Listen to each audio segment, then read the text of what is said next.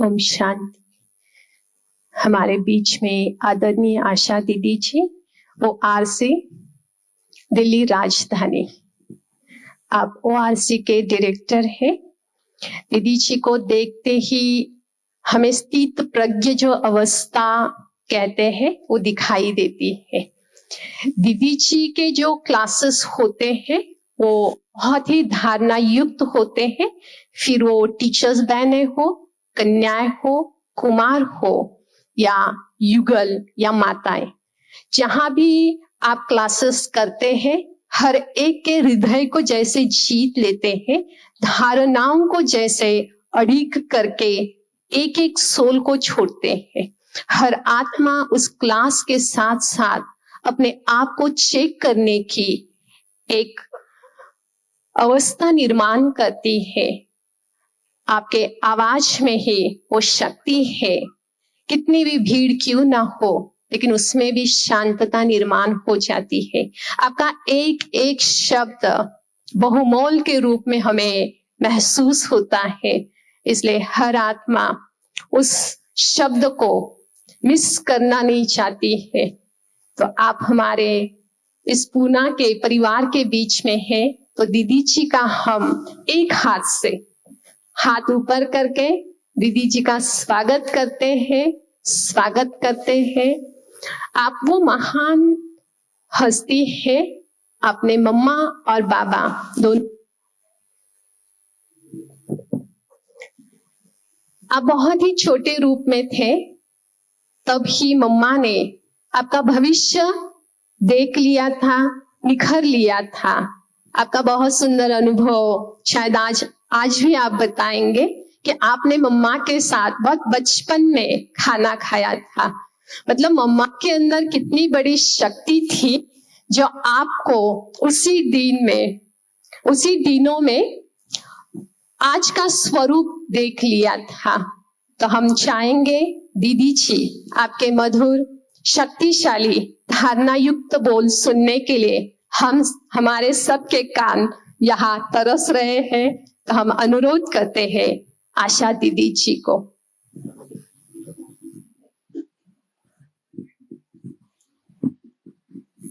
ओम शांति।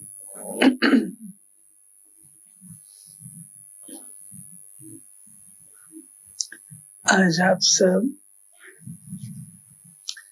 मीठी मामा के यादों में खोए हुए हैं। मम्मा ऐसी हस्ती थी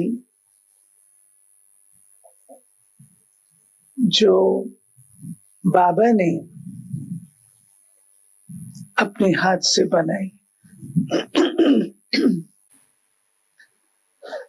मम्मा बहुत यंग 16 वर्ष की आयु थी। मम्मा से पहले और भी कई लोग यज्ञ में आ चुके थे। मम्मा कन्या पंजाब मैट्रिक की थी और बड़ी दादी और मम्मा दोनों क्लासमेट्स थे, एक ही बेंच पर बैठते थे। और मम्मा पढ़ाई में भी होशियार थी, संगीत में भी और नृत्य में भी बहुत होशियार थी। इंग्लिश बोलती थी और जो गीत था ट्विंकल ट्विंकल लिटिल स्टार। जब मम्मा बाबा के पास आई उस समय मम्मा के परिवार की जो आर्थिक स्थिति थी वो बहुत अच्छी नहीं थी,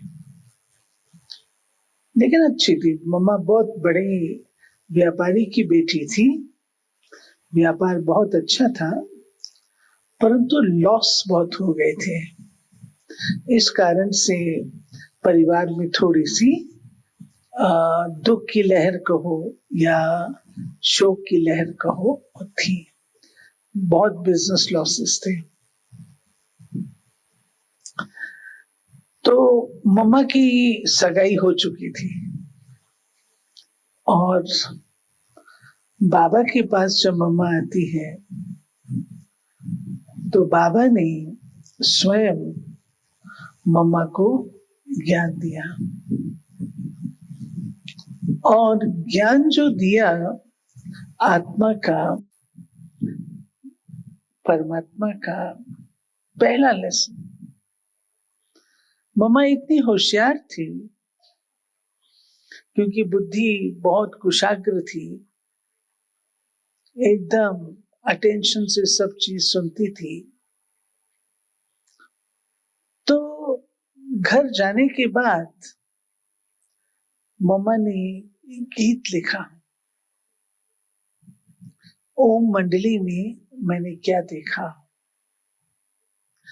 और दूसरे दिन जब मम्मा आती है तो वो गीत मम्मा गाती है। जब वो गीत गाती है बाबा देखते हैं कि इतना श्रद्धा से और एक्यूरेट सब चीज, तो बाबा ने रियलाइज कर लिया, रिकॉग्नाइज कर लिया कि वही कल्प पहले वाली राधे की आत्मा है। ये रियलाइजेशन बाबा को हुआ।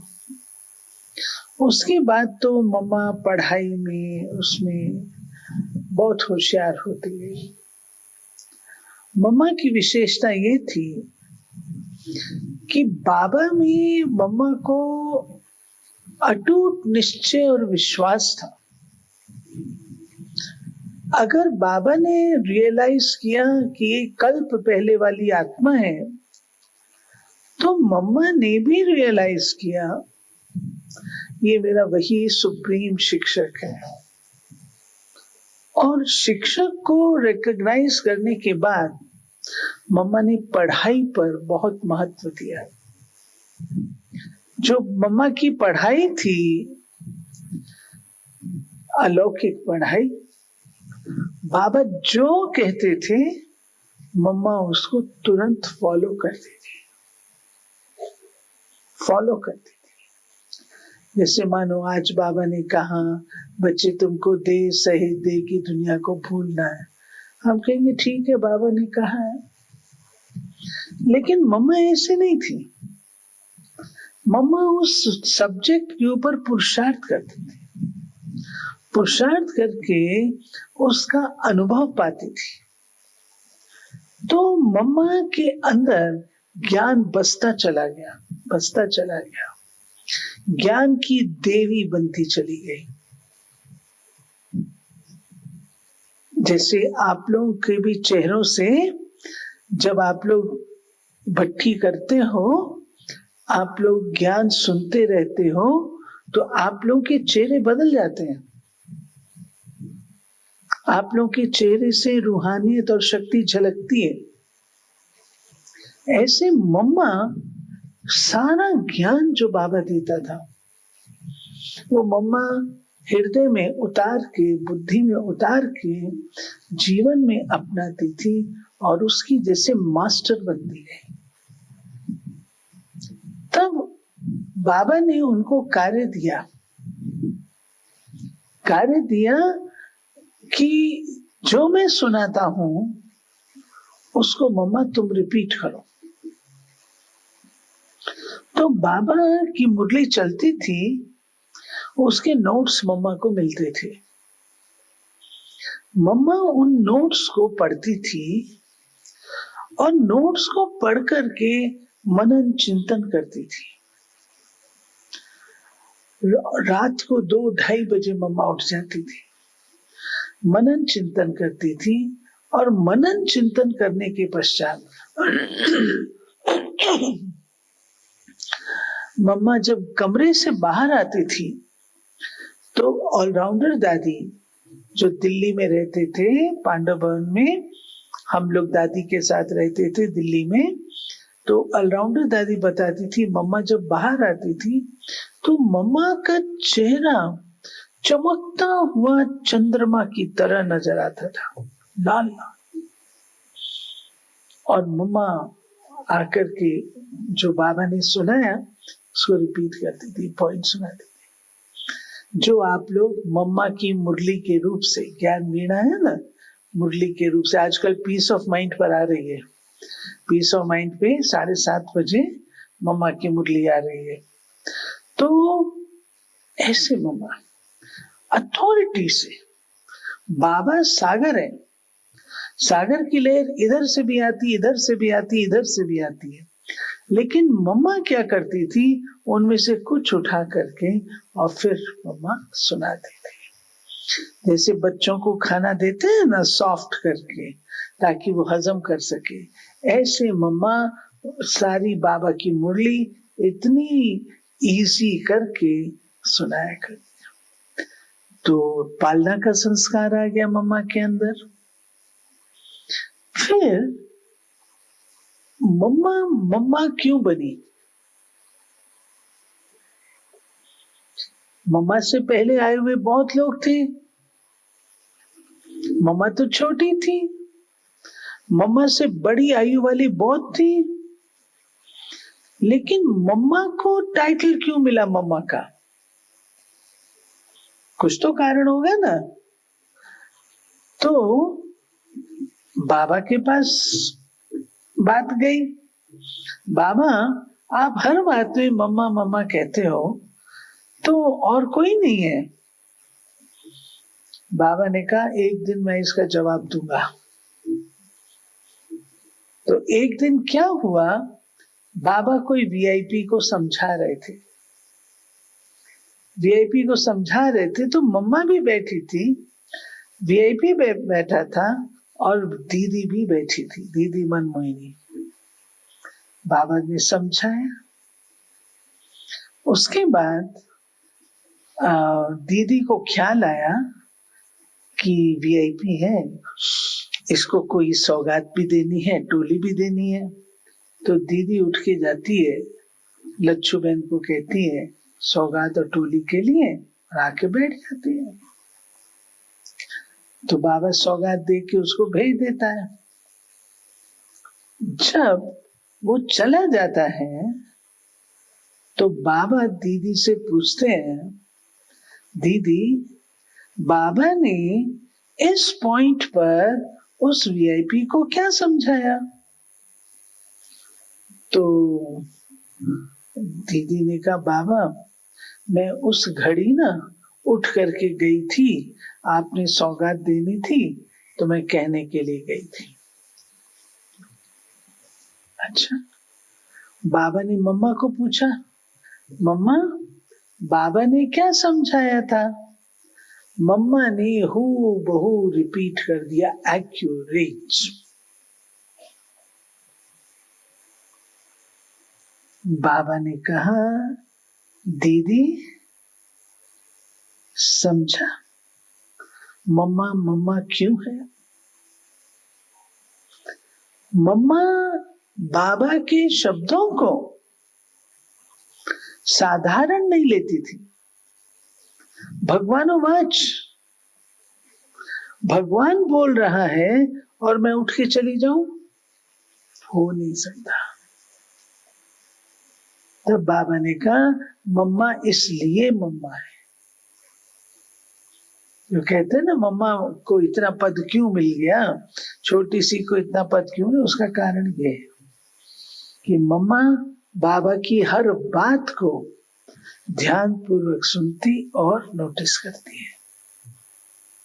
मम्मा का पढ़ाई में स्वयं का तो इंटरेस्ट था ही, लेकिन मम्मा बच्चों को भी पढ़ाई में लगाती थी।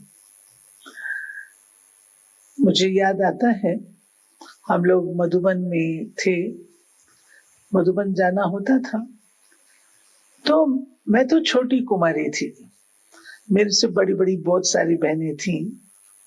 तो वहां जहां पर आजकल मधुबन पांडववन में निर्वैर भाई का ऑफिस है, पहले वहां पहाड़ी होती थी।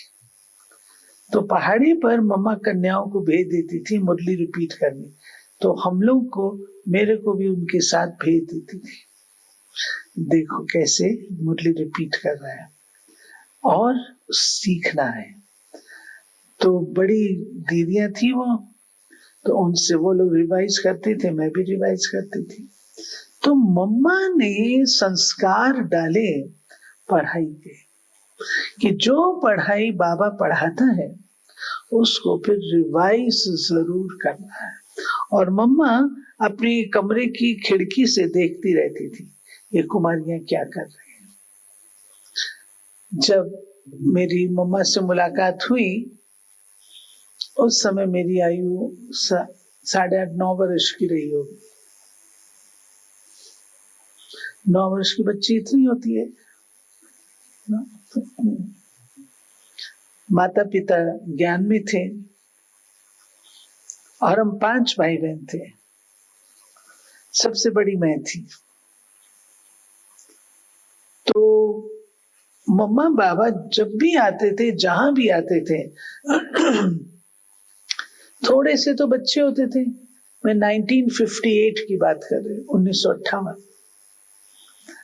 तो जहां भी होते थे सब लोग वहां पहुंच जाते थे और वो जैसे कि एक उत्सव लगता था। और हम लोगों को हमारी माँ अपनी बुआ जी को छोड़ जाती थी, उनके साथ हम लोग, वो हमारी संभाल करते थे।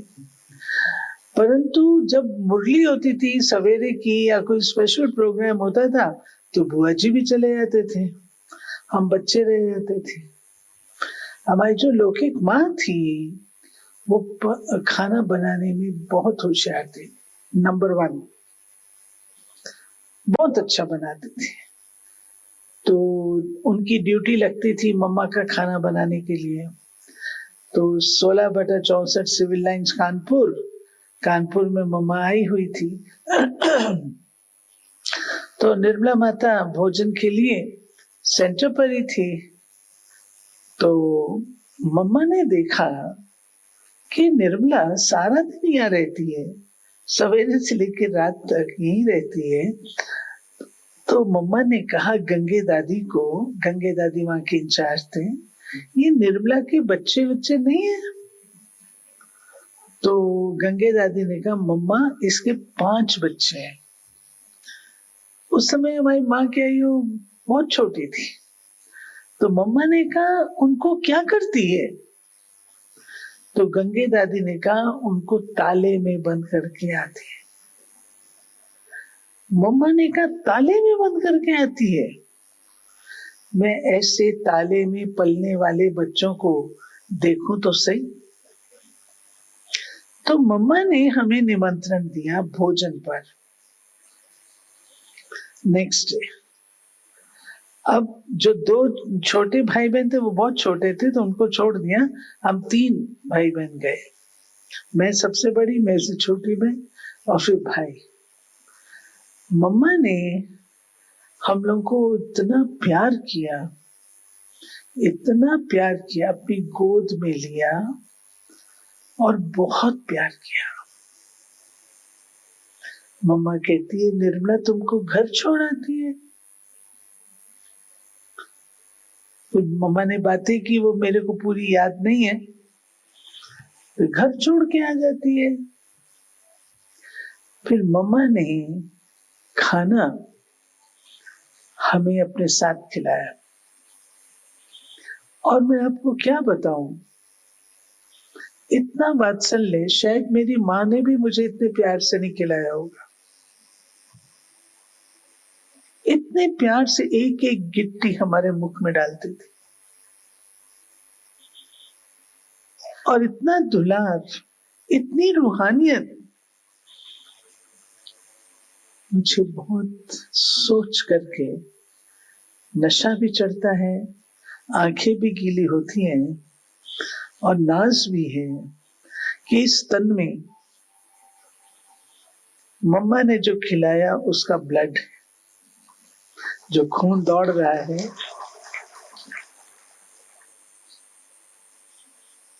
मम्मा के लिए हम गीत, कविताएं, डायलॉग किया करते थे तो मम्मा को बहुत अच्छा लगता था। और उन दिनों में बहुत जल्दी कुमारियों को बस 10 पढ़ ले कुमारियां बहुत है।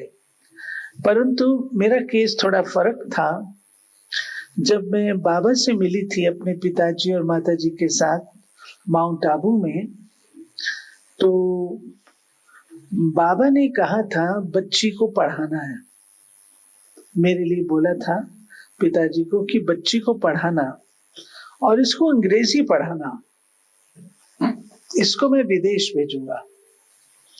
उन दिनों विदेश में एक व्यक्ति भी नहीं था, कोई सेंटर्स नहीं थे, लेकिन बाबा त्रिकालदर्शी है, भृगु ऋषि है, बाबा जाने जाना ना रहे। बाबा को पता होगा, तो बाबा ने मेरे को पढ़ने के लिए डायरेक्शन दिया। तो 10 तक मैंने पढ़ करके उसके बाद वहां पर सब कुमारियां सेंटर पर जा रही थी, लेकिन ज्ञान पक्का नहीं था उनको। वो मेरे से बड़ी थी, पहले चली गई थी। पक्का नहीं होगा, कच्ची पक्की होंगी, क्योंकि सेंटर पर रहना बड़े बड़े वकीलों की कन्याएं थी। वो घर में और तरीके से पलते हैं, सेवा केंद्र पर और तरीके से होते हैं। सेवा केंद्र में तो संगठन में रहना होता है, तो सबके अंदर शक्ति नहीं होती है। तो वो लोग जा करके वापस आ गई थी। तो हमारे लौकिक पिता को बोला इन सब ने, इसको मत भेजो, नहीं तो बाद में फिर पढ़ाना पड़ेगा, इसको मत भेजो। लेकिन मैंने जिद पकड़ ली, मैंने कहा नहीं, मुझे तो जाना है। तो कानपुर की बात है, मम्मा सोफा पे बैठी थी। मेरी आयु बहुत छोटी, 14.5 साल की थी, छोटी सी आयु थी। मम्मा सोफा पे थी, मैं और मेरे माता पिता धरती पर हम लोग बैठे थे। तो मम्मा को कहा भाई ऐसे, तो मम्मा ने मेरा प्रोग्राम बनाया। कौन सा नगर है, फर्रुखाबाद, कानपुर में फर्रुखाबाद, जहाँ साध लोग रहते हैं, कबीरपंथी, वहां पर। तो मम्मा ने भेजने से पहले मेरे को पूछा, मम्मा ने कहा तुम इतनी मिर्ची खा लोगी? मैंने कहा खा लूंगी। मम्मा ने कहा मटका भर के पानी पियोगी? मैंने कहा पी लूंगी। मम्मा ने कहा तुम शेर से डरोगी तो नहीं? मैंने कहा नहीं डरूंगी। तो मम्मा ने हाथ ऐसे किया और मैंने आंख झपक ली। तो मम्मा ने कहा तुम तो डर गई। तो मम्मा ने कहा यदि बाबा सदा साथ है तो कोई भी परीक्षा जिंदगी में आएगी तो उसको तुम पार कर लोगी, कभी भी डरोगी नहीं। तो बाबा को अपना सदा साथी बना के, ये शिक्षा मम्मा ने। फिर तो मैं सेंटर पर गई, 6 महीना रही, लेकिन ब्रह्मा बाबा फिर आए वहां पर दिल्ली में। तो दिल्ली में आए तो बाबा से मिलने के लिए हम लोग गए फर्रुखाबाद से। बाबा ने कहा बच्ची तेरे को तो पढ़ना है। तो मेरे को बाबा ने फिर से पढ़ने भेज दिया। फिर मैं बेंगलुरु में, माता पिता शिफ्ट हो गए, वहां फिर मैंने पढ़ाई पूरी, पोस्ट ग्रेजुएशन की। उसके बाद कॉलेज में पढ़ाया। कॉलेज में पढ़ाने के बाद 72 में 69 में ट्रेनिंग की। बाबा ने 69 में ट्रेनिंग करवाई थी कन्याओं की जो कॉलेज पढ़ती थी। उसमें हमारा पहला ग्रुप था, जयंती बहन का उन लोगों का ग्रुप था जो सेंटर पर रहती थी। हम लोग घर से आए थे, तो हमारा वो फर्स्ट ग्रुप था पढ़ाई वाली कन्याओं का। लेकिन हमारा ग्रुप बहुत सक्सेसफुल गया, 100% सिवाय 1-2 के 100% रिजल्ट रहा। तो मम्मा की बात मैं बताया। मम्मा ने, हम मधुबन आते थे, तो मधुबन में बच्चे थे, छोटे बच्चे थे, दौड़ते भागते रहते थे, खेलते थे, लेकिन मम्मा सबसे काम करा लेती थी। हम लोग की ड्यूटी लगाई थी, ये टाट बिछाते हैं ना खाना खाने के लिए, उन दिनों टेबल कुर्सी कुछ नहीं होती थी, धरती पे बैठना पड़ता था टाट बिछा के, और कांसे की थालियां होती थी, वो छोटी सी एक अलमारी होती थी। मैं समझती हूँ हमारे पास 50 थालियां होंगी उस समय, 50 या 100 होंगी। कांसे की थालियां थी, कांसे की कटोरियां थी, पीतल के ग्लास होते थे, चम्मच पीतल के होते थे। ऐसा ये इस प्रकार के बर्तन हमारे उस समय थे। तो हम लोग की ड्यूटी होती थी बर्तन लगाने, पूछ करके बर्तन लगाने, सेट करने, फिर खाना खिलाने वाले बड़े लोग आते थे। तो नीमू बहन है ना, जो बॉम्बे गाम देवी में रहती थी, नीमू बहन हमारी इंचार्ज थी। तो रोज 12 बजे बेल बजता था, मम्मा आती थी और सारा सिस्टम सेट होता था, पास हो जाते थे रोज। एक दिन क्या हुआ, हम लोग खेलने चले गए, हमें पता ही नहीं लगा 12 बज चुके। जब बेल बजी तो होश आया, अरे बेल बज गई, बेल बजी, भागे, और वहां तो ना टाट ना थालियां ना कुछ। मम्मा आई, नीमू बहन को बोली, नीमू बहन को बहुत गुस्सा आया, वो ढूंढे उसके हैंड्स कहाँ गए, तो वो उसको गुस्सा भी आ रहा अंदर में, और हम लोग भी गलती तो की थी हमने। तो मम्मा नीमू बहन को कहती, नीमू आज तुम्हारा डिपार्टमेंट ठंडा है। अब नीमू बहन को तो लग गई, और उसने हम लोग को कड़ी दृष्टि से देखा। तो मम्मा हमने मम्मा का फ्रॉक पकड़ के मम्मा के पीछे जाकर के खड़े हो गए। मम्मा फ्रॉक पहनते थे, फ्रॉक और पजामा, तो उन्हें जैसे छोटे बच्चे नहीं होते माँ के पीछे चले आते, ऐसे चले गए कि हमको इनकी दृष्टि जो है ना बड़ी कड़ी लग रही। तो मम्मा ने मतलब हम लोग को कुछ कहा नहीं, प्यार से वो समझ गए, मम्मा समझ गई कि बच्चे समझ गए। ऐसे कर्मणा मम्मा सिखाती थी, और कन्याओं को तो कर्मणा सेवा में जरूर सिखाती थी, और रोटी बनाने की, और रोटी बनाना वो भी मेरे को मम्मा ने सिखाया। खड़े थे, पुराने भाई जानते होंगे, बहनें जानती होंगी, आजकल तो वो स्थान नहीं रहा। पहले भोली दादी का भंडारा जो होता था, बड़ा भंडारा, उसमें एक तखत पड़ा होता था, परात होती, बर्तन होते थे, और वहीं पर चकला बेलन होता था रोटी में।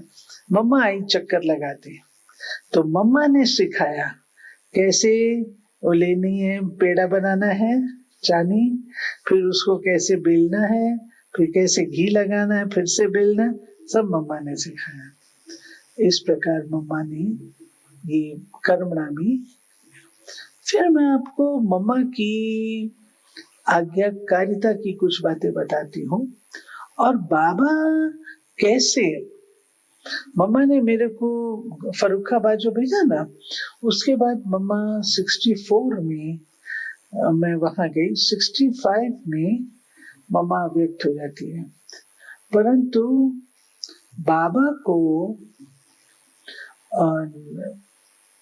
अव्यक्त होने से पहले मम्मा ने बैंगलोर के बाद मम्मा पूना आती है, बैंगलोर से मम्मा ने पत्र लिखा पर्सनल, कि तुम्हें पुरुषार्थ करके महारथियों की लाइन में आना है। आप देखो कब की बात, पुरुषार्थ करके महारथियों की लाइन में आना है। तो ये सेंटेंस हमने थोड़ी सोचा था मम्मा व्यक्त हो जाएगी, सोचा नहीं था। हम लोग समझते थे मम्मा बाबा एंड तक रहेंगे, हमने मरना ही नहीं किसी ने, हमने शरीर छोड़ना ये था ही नहीं, हम सब रहेंगे, एंड तक रहेंगे, मौज में रहेंगे। तो मम्मा ने ये पत्र लिखा, ये लास्ट पत्र था मम्मा का। और मम्मा अपने जीवन काल में बाबा की कई बातें, आज्ञाकारिता की, आप लोगों ने हलवे वाला तो सुना होगा ना, वो मैं नहीं सुनाती, परंतु बाबा का विश्वास मम्मा में होता था कि मम्मा को कोई भी काम बता देंगे तो मम्मा करेगी। एक बार बाबा तो बाबा है, अलमाइटी है, सागर है, बाबा को लहर आई, 108 चित्र ये झाड़ के, कल्प वृक्ष है ना, 108, ये मेरे को चाहिए शिवरात्रि से पहले। उन दिनों प्रिंटिंग प्रेस नहीं थी, कुछ ट्रेस करते थे, वो होता था ना कांसे की कटोरियां, उसके ऊपर रख के ट्रेस करते थे, तेल लगा के नहीं करते थे, तो ऐसे वो ट्रेस करते थे।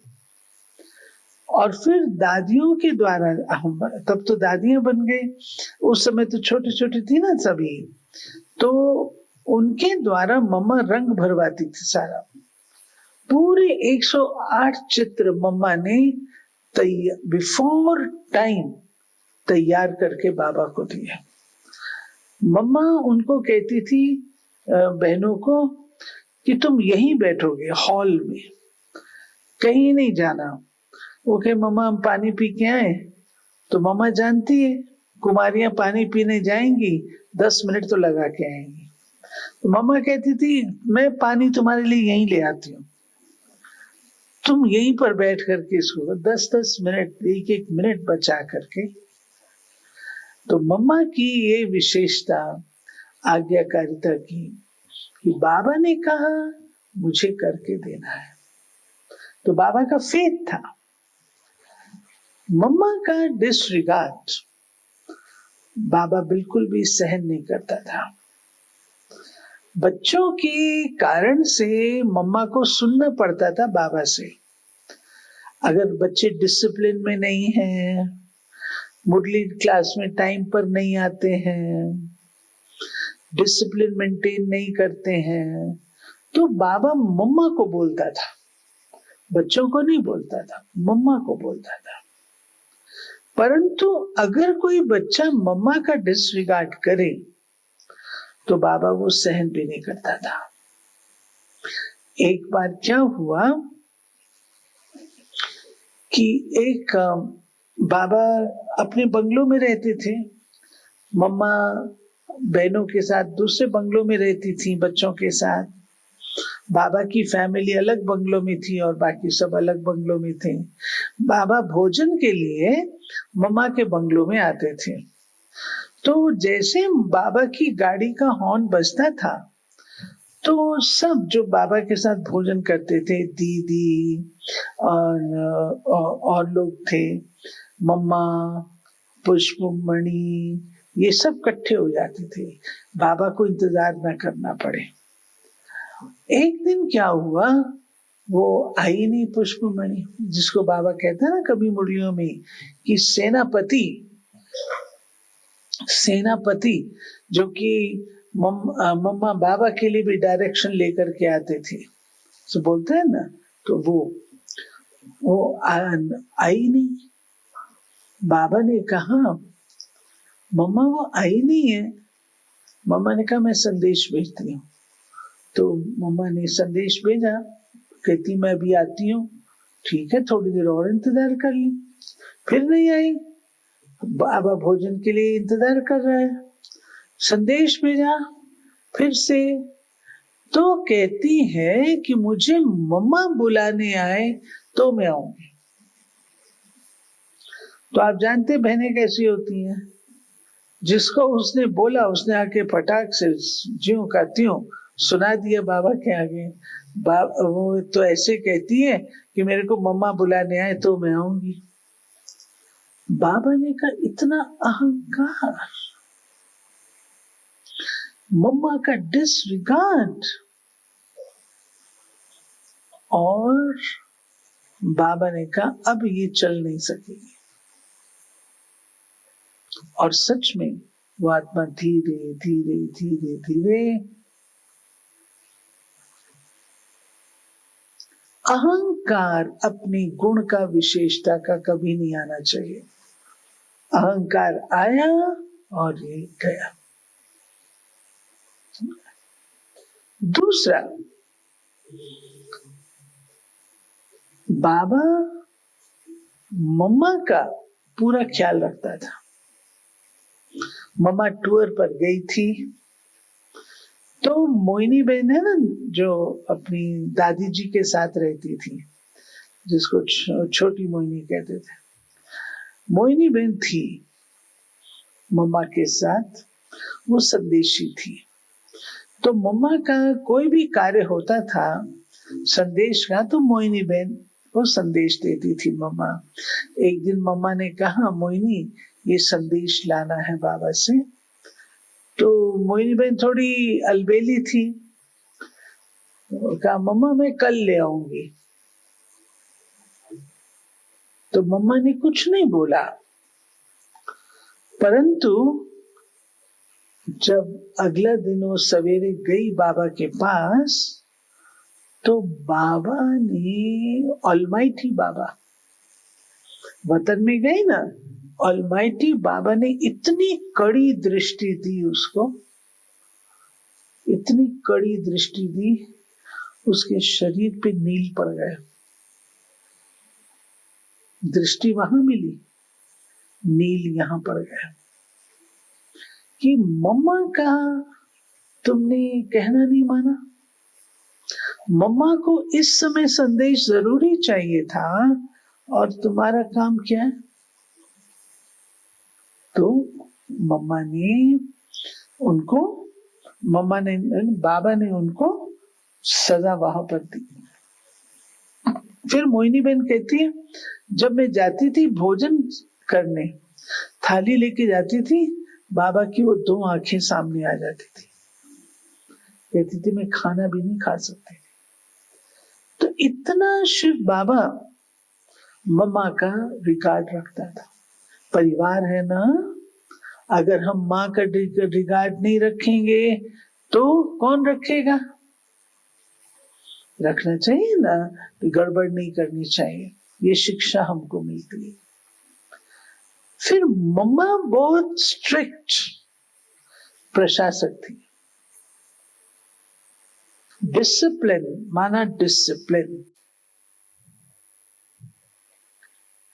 मोहिनी बहन सुनाती है, कहती है मैं मुरली लिखा करती थी, नाश्ते के बाद मुरली लिखती थी और भोजन के पहले मैं लिख करके खत्म कर लेती थी। उन दिनों में प्रिंट नहीं होती थी, साइक्लो स्टाइल होती थी, हम लोग को हाथ से लिखनी होती थी। तो हाथ से मुरली लिखते थे, टाइम लगता है उसमें। तो दोपहर में भोजन 12 बजे बेल बजता है, 12 बज गया, 1 बज गया, मोहिनी बहन आई नहीं। तो मम्मा राउंड पे निकली, रोचा थी मम्मा की माँ, खाना खिलाने की ड्यूटी उसकी थी। रोचा क्या बात है, तुम अभी तक बैठी हो? मम्मा मोहिनी नहीं आई है। कहा क्यों? मोहिनी इसलिए नहीं आई कि वो बैठी है वहां पर, मुरली लिख रही है। मम्मा ने कहा बुलाओ उसको। तो मम्मा ने उसको सिखाया कि देखो तुम्हारे कारण से, एक के कारण से ये बैठी है, इतने सब जो बर्तन है, ये है, ये सब इसको सेट करना है, परंतु तुम्हारे कारण से बैठी है। कल से तुम ठीक टाइम पर आना। हाँ मम्मा, कल से मैं ठीक टाइम पर आऊंगी। दूसरा दिन फिर आया, तो मम्मा तो स्ट्रिक्ट है। मम्मा पहुंच गई, देखा तो मोहिनी अभी भी नहीं आई। रोचा मोहिनी कहाँ है? मम्मा अभी आई नहीं है। मम्मा ने कहा ठीक है। तीसरा दिन फिर गायब। मम्मा ने कहा बुलाओ। उसको बुलाया और मम्मा ने कहा 15 दिन तुमको खाना खिलाना है सबको। अब मोहिनी में तो छोटी सी थी, रहने वाले 350 इतने बड़े बड़े तपेले, बेचारी के छोटे छोटे हाथ। और वो खिलाने पर, खाना खिलाने में थक गई, थोड़ी देर खाना खिलाया थक गई, और रोचा को कहती, रोचा मैं कल से ठीक टाइम पर आ जाऊंगी, मेरे को छुड़वा दो इसमें। रोचा ने कहा मैं नहीं कर सकती। उसने खाना खाया ही नहीं।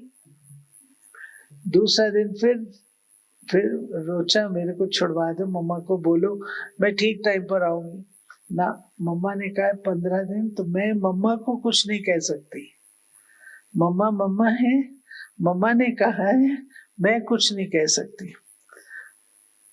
15 दिन मोहिनी बहन को मम्मा ने ड्यूटी पर रखा, ताकि अनुभव हो कि अगर आप किसी के साथ कुछ करते हैं तो क्या बीतता है उसके साथ, तो आपको अनुभव होना चाहिए। इस प्रकार 4 दिन के बाद मम्मा ने फिर इसको छुट्टी दे दी।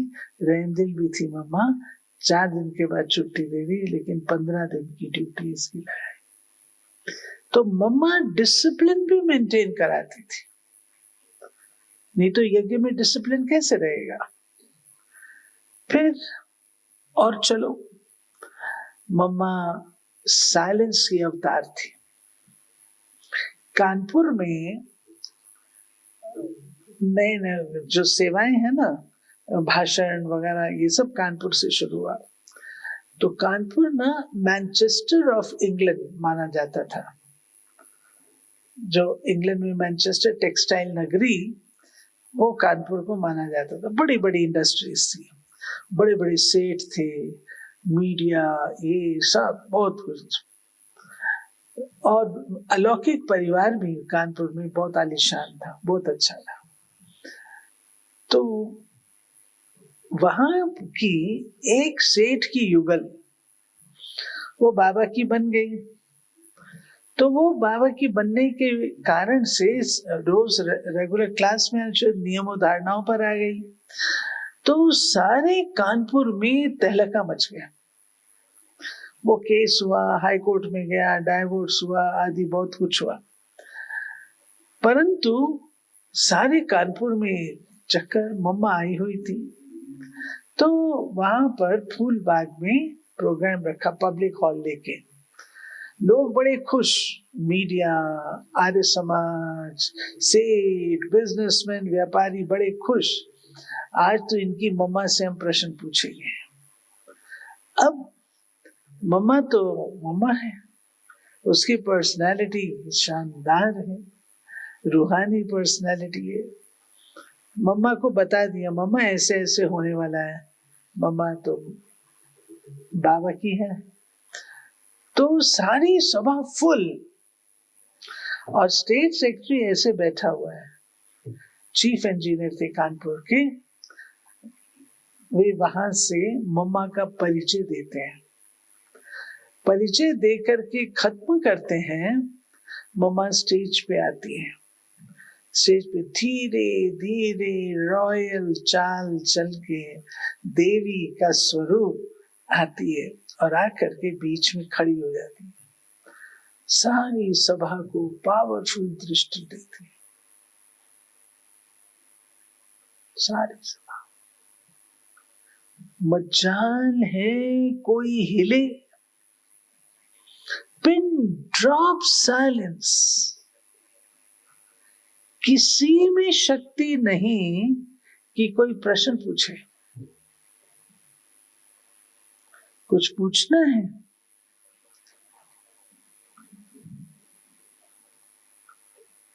आज दिन तक कानपुर वाले इस चीज को याद करते हैं, पिन ड्रॉप साइलेंस। फिर अमृतसर में हमारी शुक्ला दीदी है ना, जो दिल्ली वाली, उसकी माँ, वो बहुत आर्य समाजी थी, बहुत लड़ती थी बहनों से। मम्मा आई अमृतसर, तो ये कहते हैं आर्य समाजी, अब हम इनकी मम्मा को सवाल करेंगे, मम्मा से पूछेंगे, मम्मा को मिलेंगे। सारा अमृतसर इकट्ठा हो गया। जगदीश भाई दिल्ली से गए अमृतसर, क्योंकि हंगामा ना हो जाए। जब वहां पहुंचे जगदीश भाई तो क्या देखते हैं, सेंटर के सामने इतनी भीड़ लगी हुई है। इतनी भीड़ क्यों है भाई? हम आपकी मातेश्वरी से मिलने आए हैं। तो जगदीश भाई ने कहा, ऐसे मातेश्वरी से कैसे मिला जाता है? आप अपने आप के अंदर से 4-5 लोग फिक्स कर लो जिनको मातेश्वरी से मिलना है, जाके मिलाओ। तो 4-5 लोग उन्होंने तैयार कर लिए। मम्मा दूसरी मंजिल पर थी, योग में बैठी। दौड़ दौड़ करके लोग चढ़ गए ऊपर। वहां तो मम्मा देवी शक्ति योग में बैठी हुई है, बाबा की याद में, गहरी याद। तो ऐसे दरवाजे के पास खड़े हो गए, अंदर आने की हिम्मत नहीं, दूर से ही नमस्कार किया और वापस उतर आए। तो नीचे वाले कहते हैं, तो मिला है, मिला है, मिला है। तो क्या बोला उन्होंने, क्या बोला? वो कहते हैं, भाई इनकी मम्मा तो बहुत अच्छी है, यही लोग खराब है। जो जो रोज दिन मिलते हैं ना बहने, यही खराब है, वो तो बहुत अच्छी है। मामला खत्म।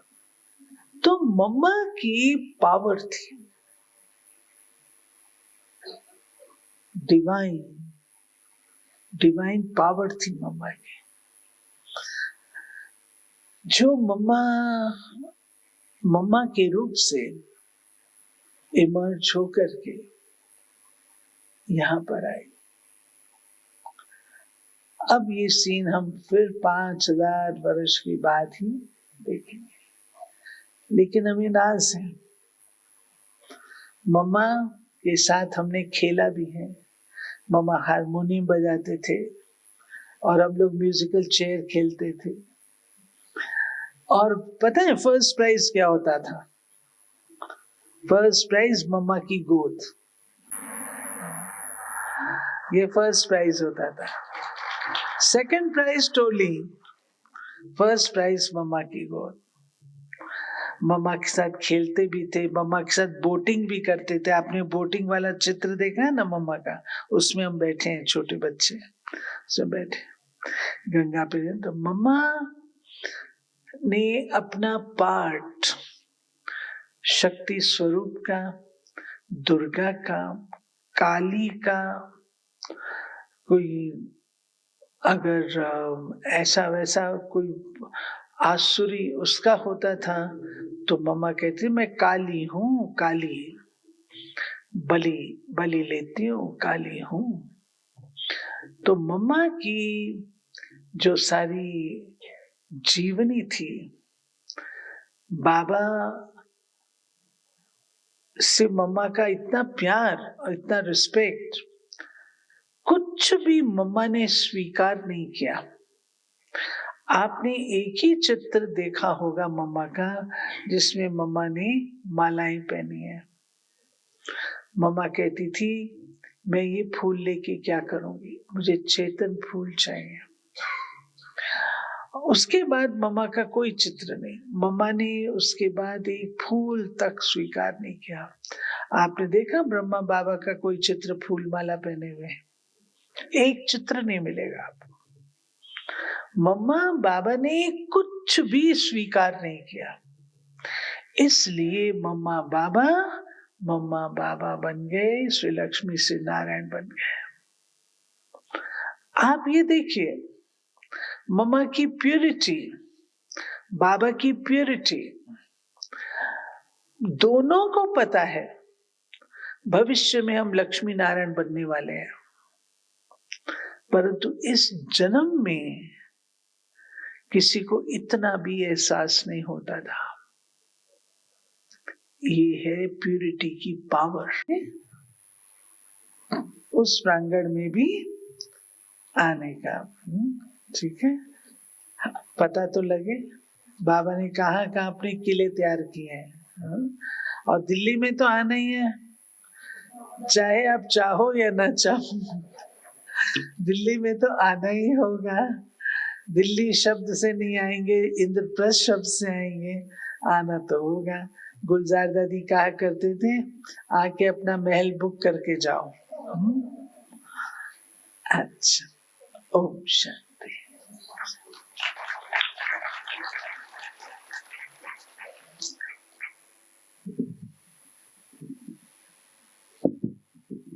ओम शांति। दीदी जी के मुख से हमने जो क्लास सुना, एक एक अनुभव हमने अनुभवा। सच में मम्मा गुप्त गामिनी थी।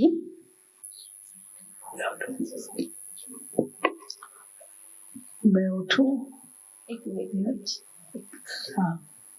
मम्मा के रोम रोम में ज्ञान समाया हुआ था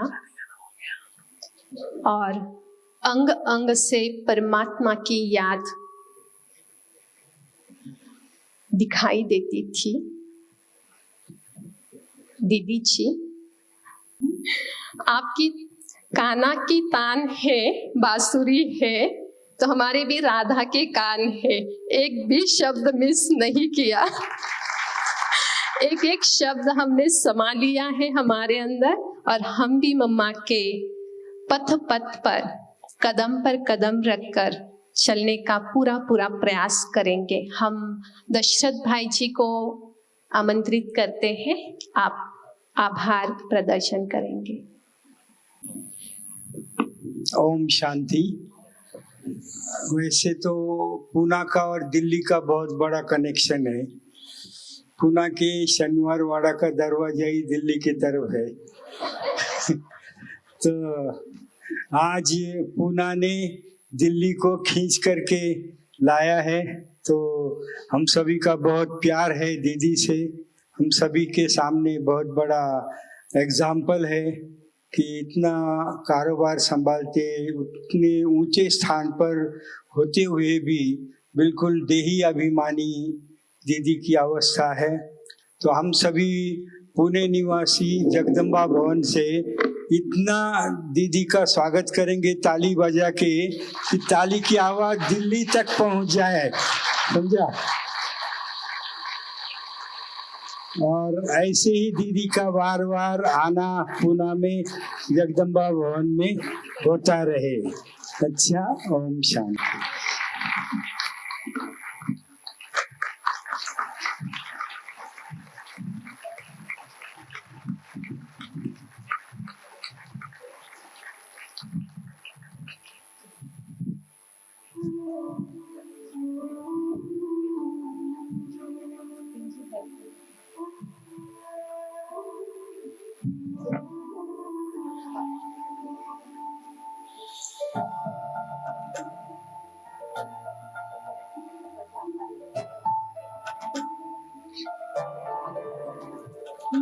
तुझको नजर आऊं, तू ही मुझको नजर आए, है मन में यही भगवान प्यारी सी आशाएं।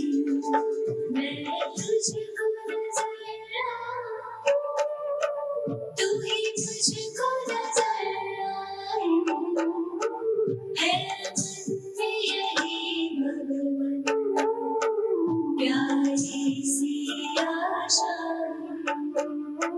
मैं तुझको नजर आऊं,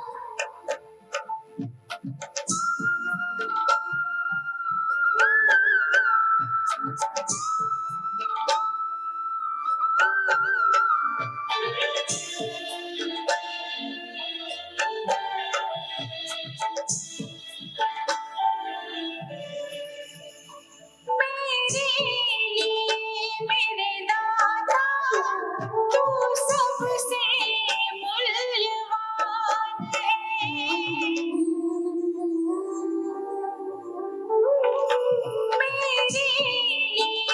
मेरे दाता तू सबसे मूल्यवान है। नहीं चाहे खुशियाँ जन्नत की खुशियों का तू ही जहान है।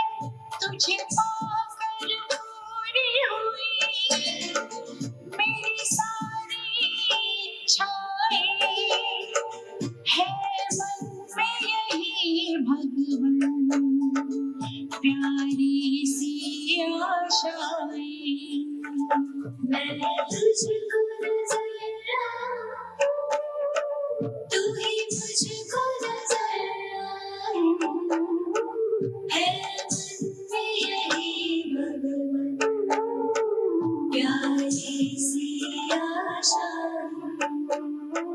मैं तुझको